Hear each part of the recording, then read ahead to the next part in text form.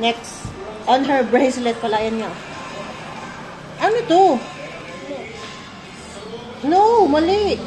She put a red bead on her bracelet. Ano yun? Knit? Mali.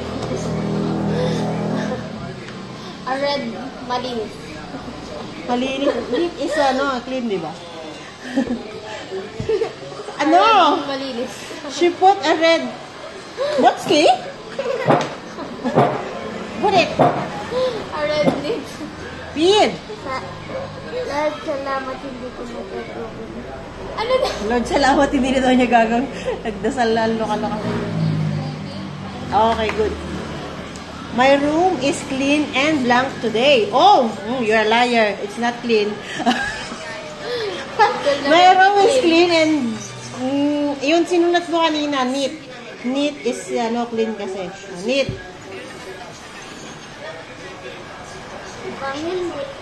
Ay talaga naman Okay. We planted a blank in the garden. Ano? Bean. Oh, galing ni Botske.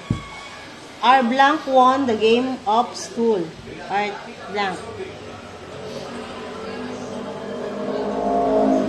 Yay! Okay, next. Kilalanin kung ano ang katangiang taglay ng taon sa pangungusap. Bakit ito dito? Maasahan, pagbigay, matipid, matulungin, mabait, masunurin. O, ikaw ano mabig?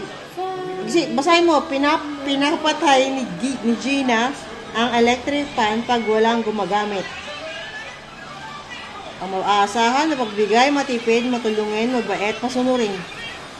Mahaba yan, ayusin mo muna.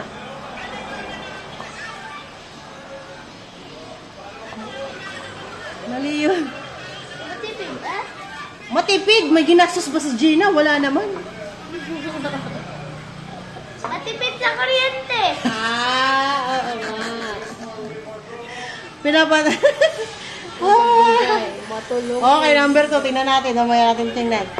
Sumusunod sa fire ng magulang si Ella. Number 2. Sumusunod. Mabait siya.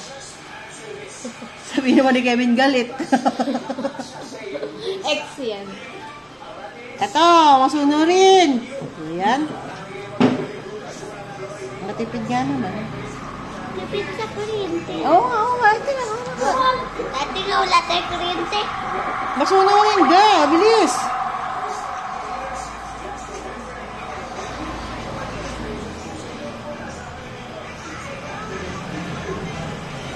Back up, baby, just to let me down. Huwag yun ay video. Binibit-bit ni Lito. Pag-medicine sa Victoria. Hindi. Pagkakita ko yan, patayin ka sa akin. Cellphone mo yan, parang, ay, Cellphone ko yan. Binibit-bit ni Lito ang gamit ni Teacher Ana. Oh, paano?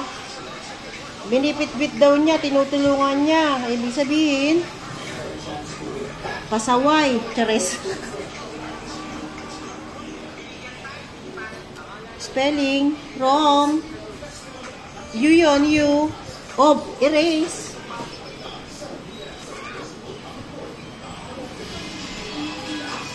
Oh, matulog. Okay, next. Gagabi na pati. Gabi na kamo. Yet, Bonski. Inihanda ni Tony ang kapagkainan bago pa dumating ang kanyang nanay. Ano? Naasahan. Alam mo, tulungin na naman yan.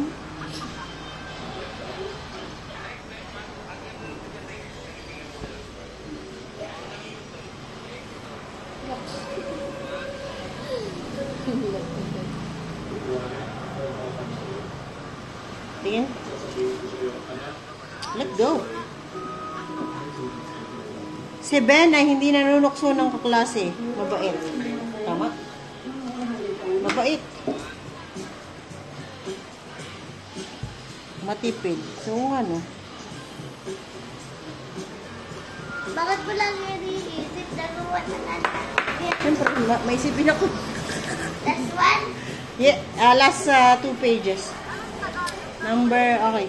Bilugan ng mga kilos na nagpapakita ng pagiging matulungin sa loob ng tahanan at lagayan at laman ng kahon. Alam ko na. Ang masalitang hindi nagpapakita ng pagiging matulungin sa loob ng tahanan. What do you mean? Puso.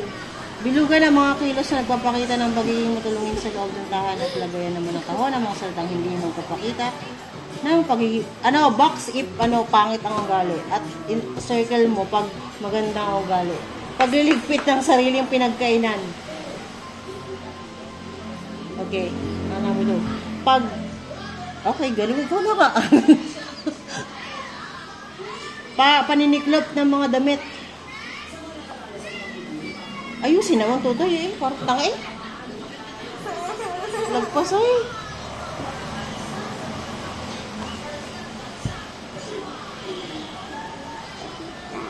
Tagalis ni Mami, wala tuturo sa'yo. Wait, hindi pagsunod sa utos ni Aling Mau at ni Aling Botong.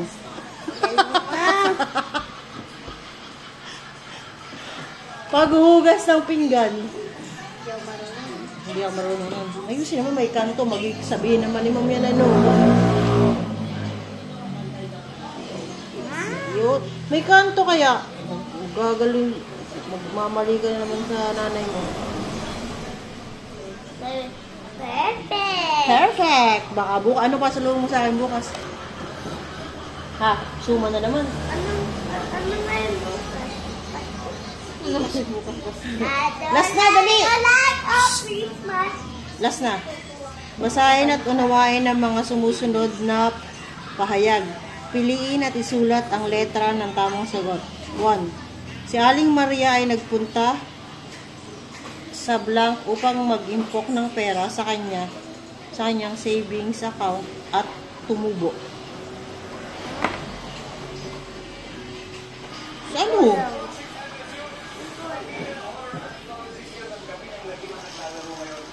Letter B. Bangko. Bank. Dito. Isusulat mo dito yung B. Bilugan nga. Walang sinabi ang bilugan. Sabi, isulat Dito nga, ang B, katatangan na rin. Hindi maging teacher. Hindi maging teacher rin. Wala, gahiya mo na yun. Ito lang, sagot. Number 2, ang taong nasa counter ng bangko na tumatanggap ng deposit o naglalabas ng pera ay tinatawag na A. Bank teller, B. Banker, C. Cashier, D. Accountant. Letter A. Anong bakit ng bata? Letter A. Baboy. Naboy ka. O number 3, si Ginang Maureen Victoria ay isang blank na nagbebenta ng life at health insurance sa mga kliyente. Letter B. Insurance agent. B! D yan eh. B yan. Pangit, ulitin mo, parang tanga. Mukha yung D. Ulit. Wala ka Christmas. Yun. Ang blank ay nag-aalok ng proteksyon laban sa mga panganib tulad ng aksidente, kalamidad at pagkakasakit. A. Bank, B. Pawn shop, C. Insurance, D. Microfinance. Letter C. Insurance. Nag-aalok. Wala ko Christmas. Number 5. Ibilugan din. Tumutukoy sa mga trabaho at negosyo na may kinalaman sa pamamahala ng pera at iba pang yaman. A. Agrikultura na kabuhayan, pang-pinansyal na kabuhayan, industrial na kabuhayan, commercial na kabuhayan. Letter B. Pinansyal na kabuhayan. Tamo, paano talaga ng B mo? Ulit. Ayun o. Ulitin mo. Idikit mo kasi. Idikit mo. Okay, perfect. Okay na. Tapos na. Pepe. Tapos na? Oh. Lahat? Yes. Wow.